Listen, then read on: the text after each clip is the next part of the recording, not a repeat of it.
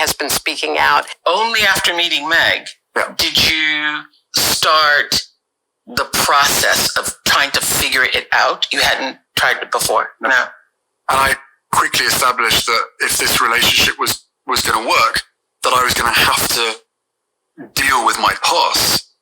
With his speaking out, Oprah, he's gotten some criticism. I don't know whether it's for speaking out too much. He asked for privacy, and now people feel like they're seeing him everywhere. What are the critics not understanding about what's going on? Who are very different. Well, we even say that in the series. In terms of your backgrounds, yeah. Yes, we even say that in the series. At one point, I'm talking about growing up with, no running water in an outhouse. And he was like, well, I am the exact opposite of that. So, which goes to show that within the spectrum of human feelings, the sense of grief and loss and longing and trauma, it doesn't matter whether you were born in a castle or whether you're, born in an outhouse or born to people who didn't really want you. We all have this spectrum of our mental well-being in common.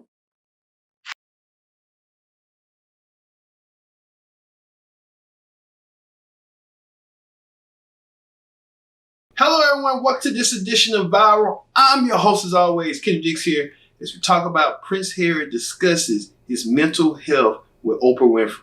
The interview that's been long waited, anticipated for weeks now, ever since Prince Harry and his wife Meghan Markle did that joint interview a couple months ago, revealing a whole bunch of stuff about the royal family, the mistreatment of them being mistreated, and them leaving the UK to America. We'll get to that. But first thing first, join in the conversation using the hashtag ViralHealConnect. And don't forget to subscribe. Subscribe is caring. Tell a friend, call a friend, hit that subscribe button so you won't miss a thing. As we talk about Prince Harry discusses mental health issue with Oprah Winfrey, his condition. Yes, mental health is no secret. Everyone in the United States, everyone around the world deals with mental health. And they cope with it. They cope with those coping mechanisms. And Prince Harry, no stranger to that.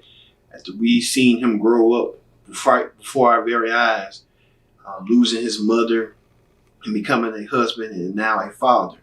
And now Prince Harry reveals his struggles with the one and only Oprah Winfrey on this. Take a look.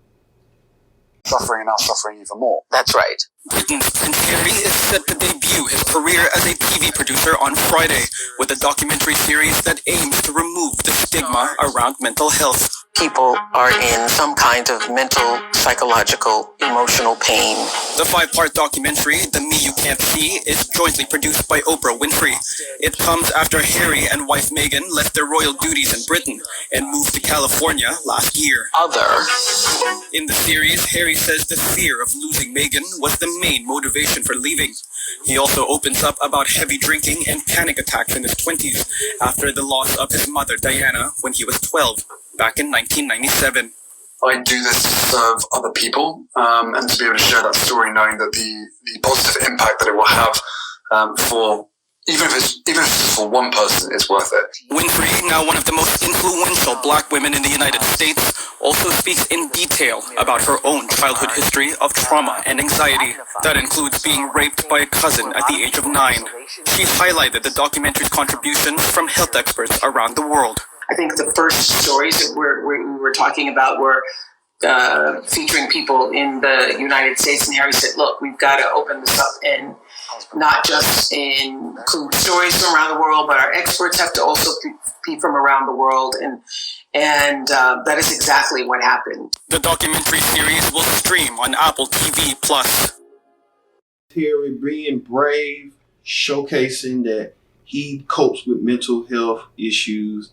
Prince Harry saying the loss of his mother Diana was the start of the snowball effect for him.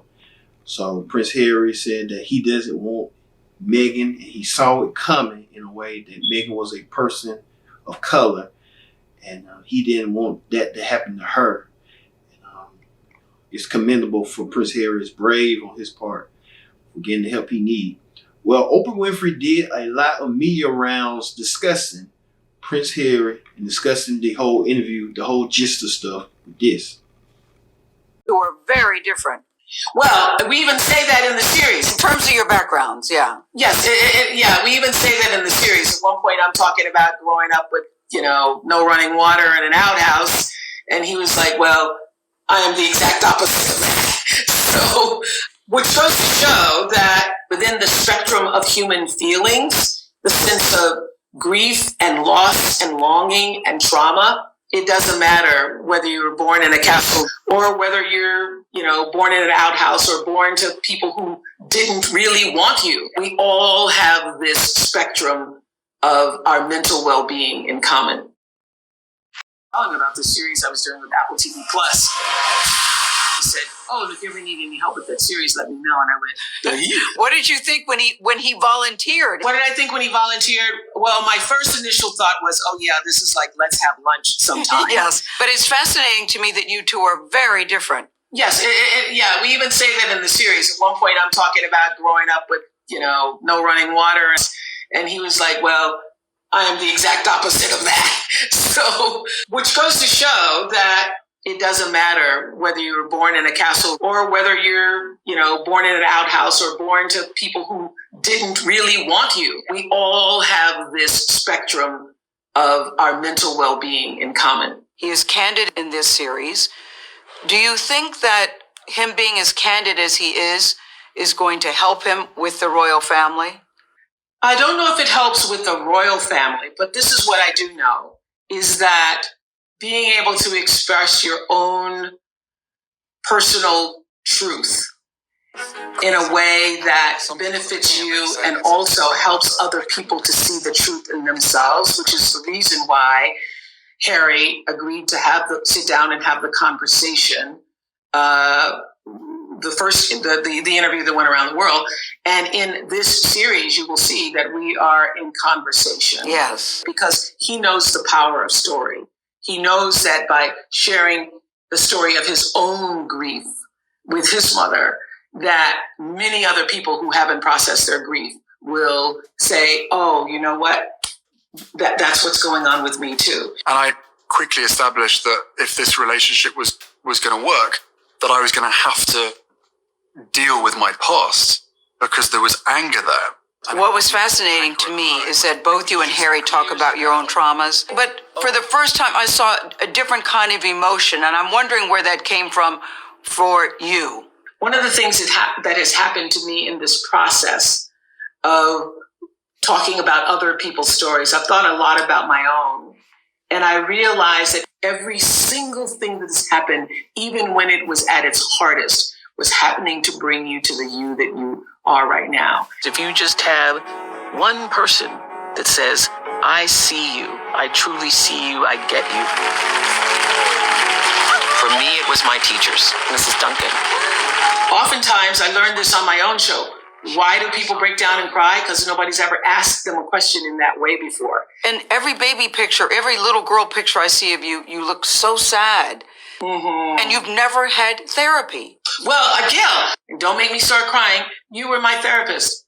Every night after every show, you and I would chat. We thought it was just talking, but the scientific term is dosing.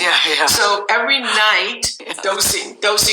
And so, the beauty of this is that everybody doesn't have a Gail in their life, but there is a somebody who is willing to see you and hear your story and to validate you. What I like is you have a wide variety of people and you have a wide variety of ages and ethnicities. Yes. One of the most powerful stories is that Syrian refugee child, Fauzi. And when his counselor says to him, there are two sides warring. There's the dark side and the light. And we've got to bring you to the light. Otherwise, 20 years from now, the little boy that you are will still be warring, with the dark side. That moved me so much because I thought about how many young Black boys are in the streets now warring with something that happened to them that nobody was ever able to sit down and say, here's why you feel that way.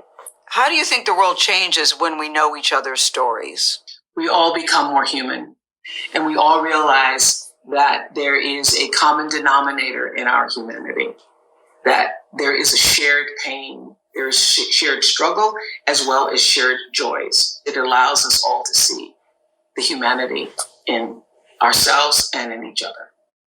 You know, they believe there's a lot of interest. It is the reason why, for so many years, I wanted to be a teacher. To be able to give to other kids what my teachers had given to me. That's why there's stories from people's names you know and people's names you don't know, but that are equally relatable. For people to get rid of that stigma of mental health, people have to speak out, and Prince Harry has been speaking out. Only after meeting Meg did you start the process of trying to figure it out. You hadn't tried it before. No. And I quickly established that if this relationship was going to work, that I was going to have to deal with my past. With his speaking out, Oprah, he's gotten some criticism. I don't know whether it's for speaking out too much. He asked for privacy, and now people feel like they're seeing him everywhere. What are the critics not understanding about what's going on? You know, I ask for privacy, and I'm talking all the time.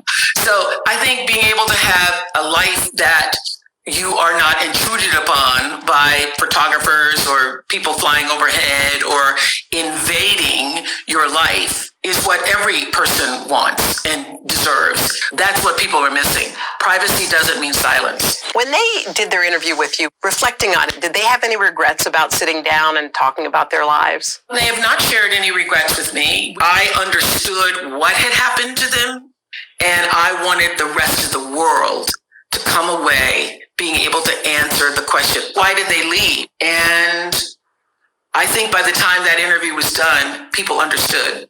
Why did they leave? Yeah. Asking and answering poignant questions. Oprah Winfrey getting to the root of the issue, root of the problem of what's going on. And she detailed why the issue of mental health is so important in the United States and how will mental health we have to be able to talk about it and be about it. So commendable for Oprah Winfrey and stuff. Let's hear what you people had to say about Prince Harry dealing with mental health with this. With Diana's death. However, some are saying that the royal family knew about this for decades and that they're only bringing this up now because of the distraction. They want to distract from some of these bombshells. So let's talk about them. Did you all see that Prince Harry's out with this new mental health series with Oprah? It's fantastic. It's on Apple TV+.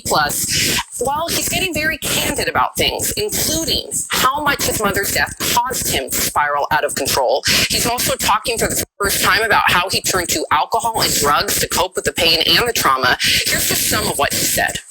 I was wanting to try and do the things that made me feel less like I was feeling. Okay, I wasn't drinking Monday to Friday, but I would probably drink a week's worth in one day, not because I was enjoying it, but because I was trying to master something.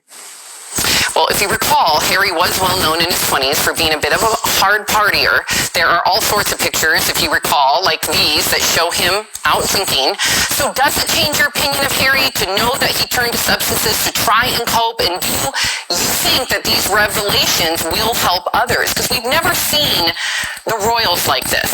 So I almost take the royals out of it, right? So just talk about mental health. I mean, I don't know if it's me, if I'm older, or maybe because I had kids, but I feel like it's so important to talk about mental health these days, especially related to social media, right? Because it's really affecting, especially young girls at a young age. Suicide, it's a real thing, and it's going to take its toll. Social media, everyone thinks it's like this and that, and it's all games. It's not, and we need to be honest with our mental health. In fact, we're going to talk about my wife and her mental health and postpartum. I know you went through it in a later segment, but this is something we have to bring to the table, and I'm glad Prince Harry's talking about this now because it's something we need to talk about on a daily basis. It's famous people, you know, even in the sports world, we have Kevin Love, 2016 Cavs champions.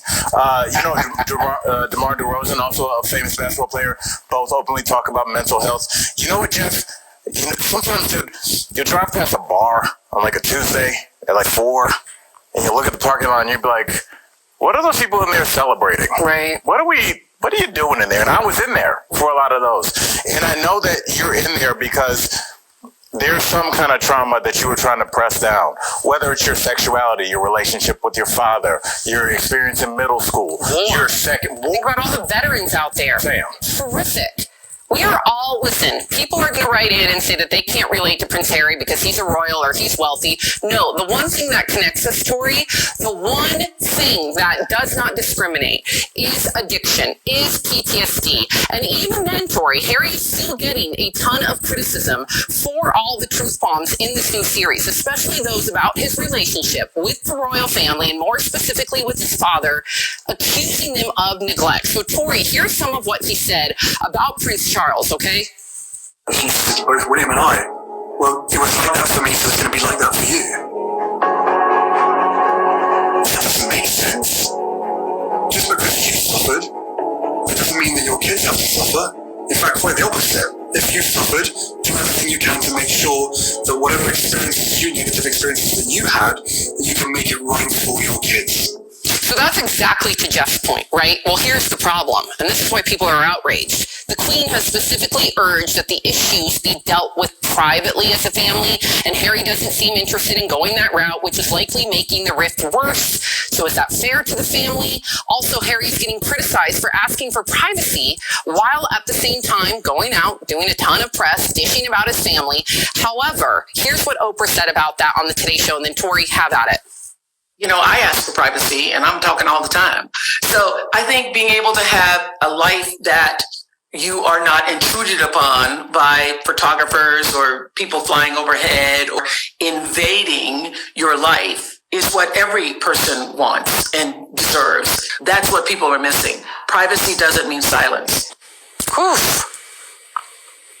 Yeah, wow, a lot there to say, but I will say this. I think of Prince Harry as not always dishing about his family. I think about him as an advocate for mental health.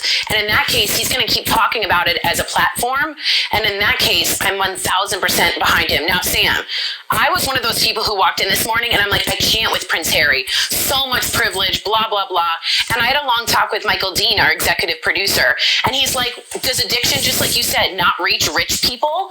Does depression not reach people of power? And for someone who's been through depression, that was on me. So I needed to be better about myself. And lastly, I'll just say, he's talking about breaking cycles of abuse. And out there right now watching on TV, I'm sure some of you have a generational abuse cycle that you're trying to break. It might not be royal, but it's real. So that's relatable. Well said, Tori. And I'll just add the fact that how many times did, according to Prince Harry and Meghan Markle, did they try and seek mental health assistance from the royal protocol from the family? Yes. They were denied of it. So at this point, what are they supposed to do other than speak out against it? Because hopefully, and this is just me speculating, hopefully their end goal is to evoke change within that royal family. But you can disagree. That's what the...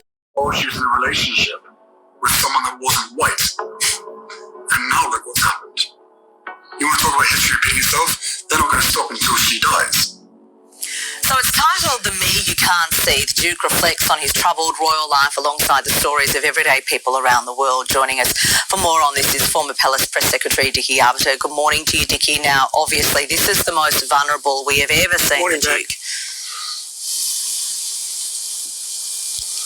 It is the most vulnerable we've seen the Duke, and I agree with him talking about mental health issues, but I think he's gone over the top. You don't talk about mental health issues on the one hand and trash your family on the other, because at the end of the day, he might well go and seek help from his family. But what he's doing, he's driving a wedge even deeper into the family chasm, and any idea of a reconciliation in the near future is hypothetical. It just won't happen. Yeah. And Prince Harry, very open about, drugs and alcohol and suffering anxiety and depression. I mean, he's putting it all out there. Does this surprise you, Dickie?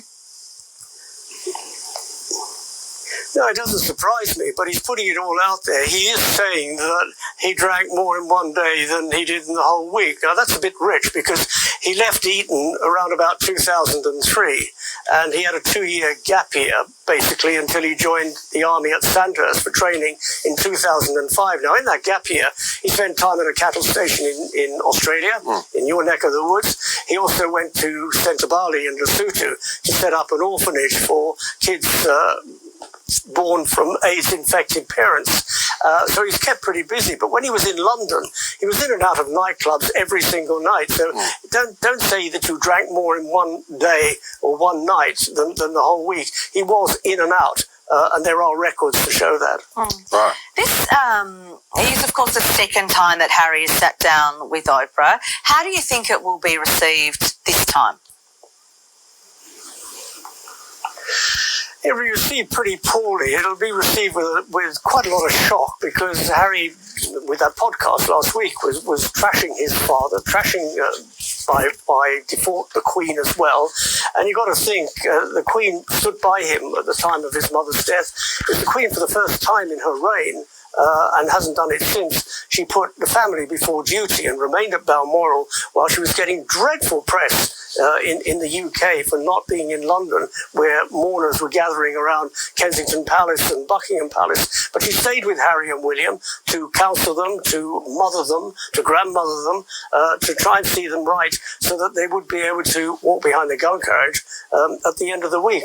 So to trash your father, to trash the Queen, who is still mourning the loss of her husband, Prince Philip, who died on the 9th of April, is a bit rich, and it doesn't seem that he's given any thought whatsoever to the family other than to himself.